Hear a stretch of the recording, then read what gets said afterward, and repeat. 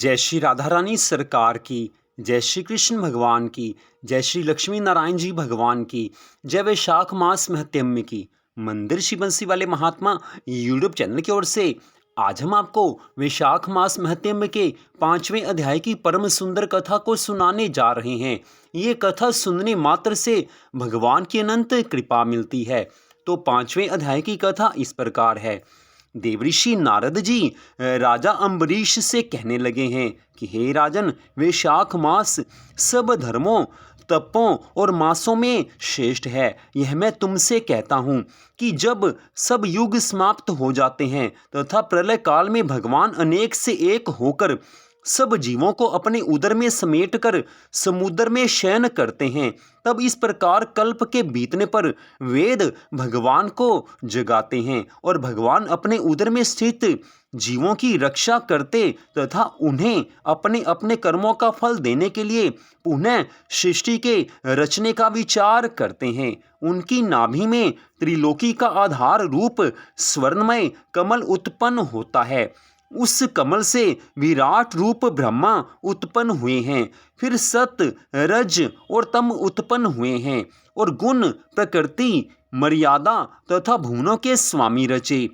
फिर वर्णाश्रम के विभाग पर धन की कल्पना करते हुए वेद मंत्र, स्मृति, पुराण और इतिहास रचकर इनके प्रवर्तक ऋषि उत्पन्न किए। अलग अलग वर्णों के धर्म निर्माण किए हैं।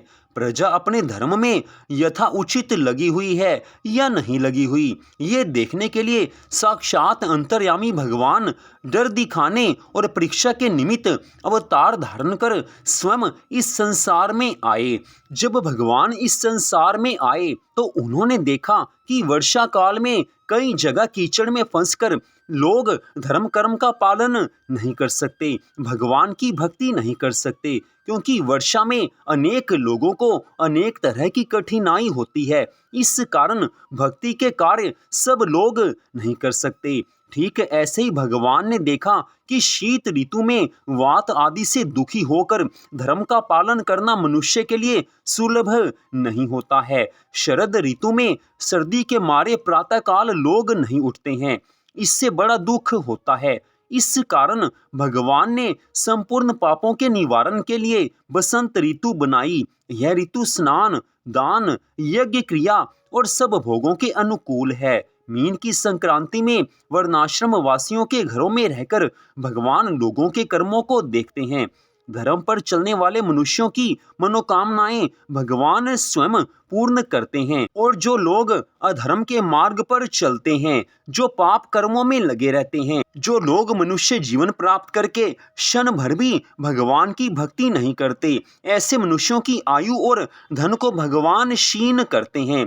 जो वैशाख मास में अच्छी तरह से भगवान का पूजन करते हैं और भगवान के स्वरूप साधु महात्माओं की सेवा करते हैं तथा जो अन्य महीनों में नहीं करते किंतु वैशाख मास में ही करते हैं, उनकी पूजा आदि को देखकर भगवान उनको क्षमा कर देते हैं। भगवान भी पूजा में ये देखते हैं कि मनुष्य की पूजा में कितनी श्रद्धा है, क्योंकि श्रद्धा भावना के अनुसार ही मनुष्य को भक्ति का फल मिलता है। इस वैशाख मास में भगवान सब प्राणियों की परीक्षा करते हैं कि मनुष्य वैशाख मास में कैसे भक्ति करते हैं और कौन से मनुष्य हैं जो वैशाख मास में क्षण भर भी भगवान की भक्ति नहीं करते।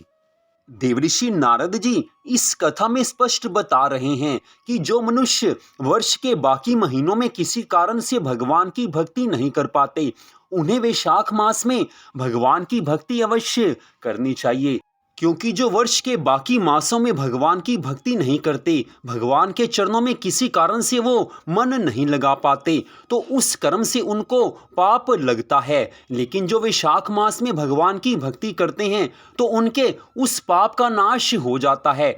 इसी कारण से भगवान कहते हैं कि भगवान को अति प्रिय लगने वाले इस वैशाख मास में पूरी श्रद्धा भावना से भगवान की भक्ति करनी चाहिए।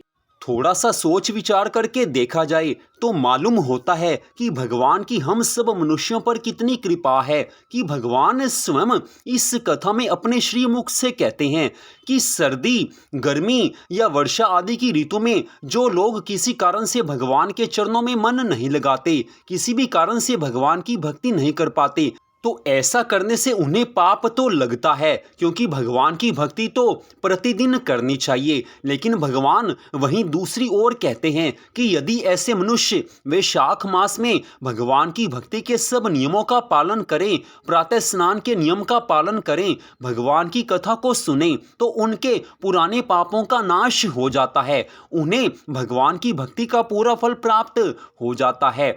इस नियम में भगवान की बहुत ज़्यादा दया भरी हुई है।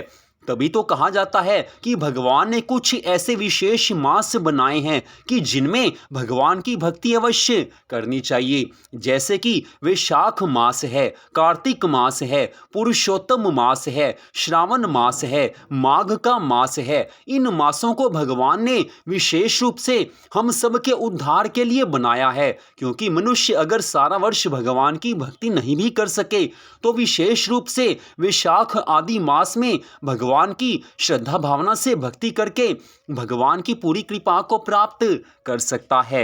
देवऋषि नारद जी आगे की कथा का वर्णन करते हुए कहने लगे हैं कि हे राजन, पूर्व काल में राजा जनु ने वैशाख मास की शुक्ला सप्तमी को क्रोध में आकर गंगा जी को पी लिया था और फिर अपने दाहिने कान के छिद्र से उन्हें बाहर निकाला था। अतः जनु की कन्या होने के कारण गंगा जी को जानवी भी कहा जाता है। वैशाख मास के शुक्ल पक्ष की सप्तमी तिथि को स्नान करके जो आकाश की मेखला भूत गंगा मां का उत्तम विधान के साथ पूजन करता है, वह मनुष्य धन्य और पुण्यात्मा है। जो वैशाख मास के शुक्ल पक्ष की सप्तमी को विधि पूर्वक गंगा जी में देवताओं और पितरों का तर्पण करता है, गंगा मैया उसकी ओर कृपा दृष्टि से देखती हैं तथा वह स्नान के पश्चात सब पापों से एक ही क्षण में मुक्त हो जाता है। हे राजन, वैशाख मास के समान कोई मास नहीं है तथा गंगा जी के सदृश कोई और नदी नहीं है। गंगा जी साक्षात श्री हरि विष्णु भगवान जी के चरणों से निकली हैं, श्री राधा कृष्ण भगवान जी के चरणों से निकली हैं। गंगा मां से बढ़कर कोई और दयालु नहीं हो सकता, क्योंकि ठाकुर जी के चरणों से निकली हुई गंगा जी त्रिलोकी का उद्धार करती हैं। मनुष्य मात्र का उद्धार करने के लिए गंगा जी का इस धराधाम पर अवतरण हुआ था।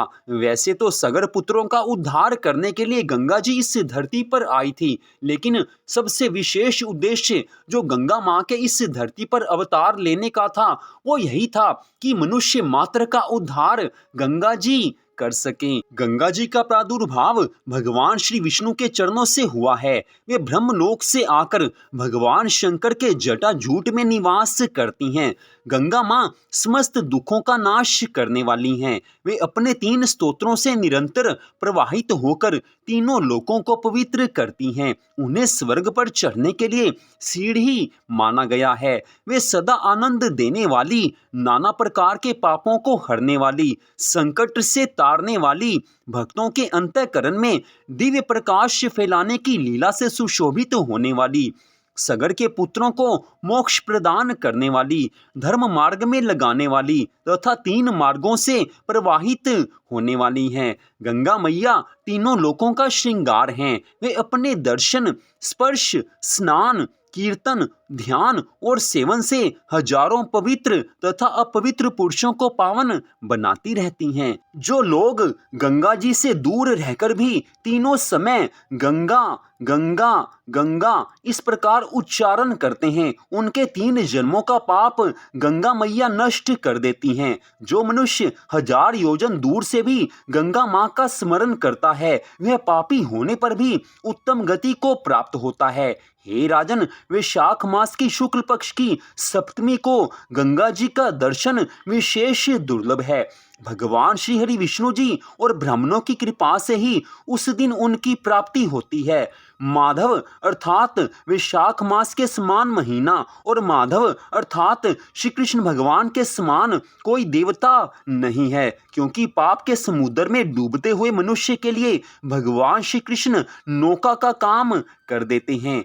माधव मास में अर्थात वैशाख मास के पावन समय में जो भक्ति पूर्वक दान, जप, हवन और स्नान आदि शुभ कर्म किए जाते हैं, उनका पुण्य फल अक्षय तथा 100 करोड़ गुना अधिक होता है। जिस प्रकार देवताओं में विश्वात्मा भगवान श्री नारायण देव श्रेष्ठ हैं, जैसे जप करने योग्य मंत्रों में गायत्री सबसे उत्कृष्ट है, उसी प्रकार नदियों में गंगा जी का स्नान सबसे ऊंचा कहा गया है।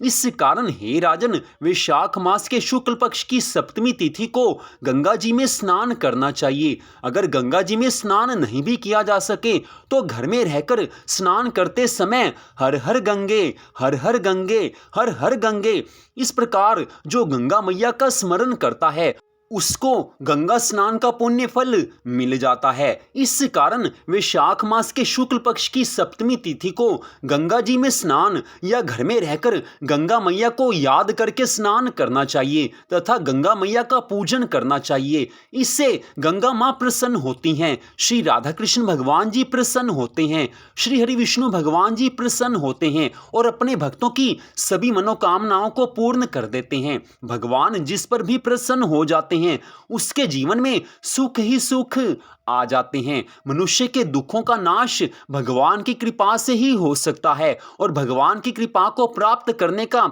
सर्वश्रेष्ठ साधन वैशाख मास में भगवान की भक्ति करना है। तो वैशाख मास के पावन समय में भगवान की भक्ति अवश्य मन लगाकर करनी चाहिए।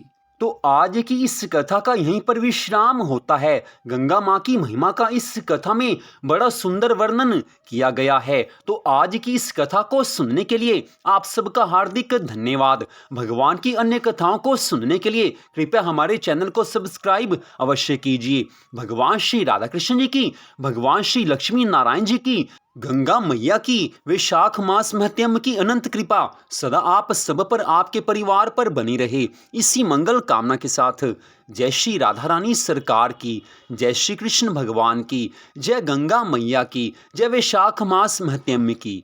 जय जय श्री राधे, जय जय श्री राधे, जय जय श्री राधे श्याम।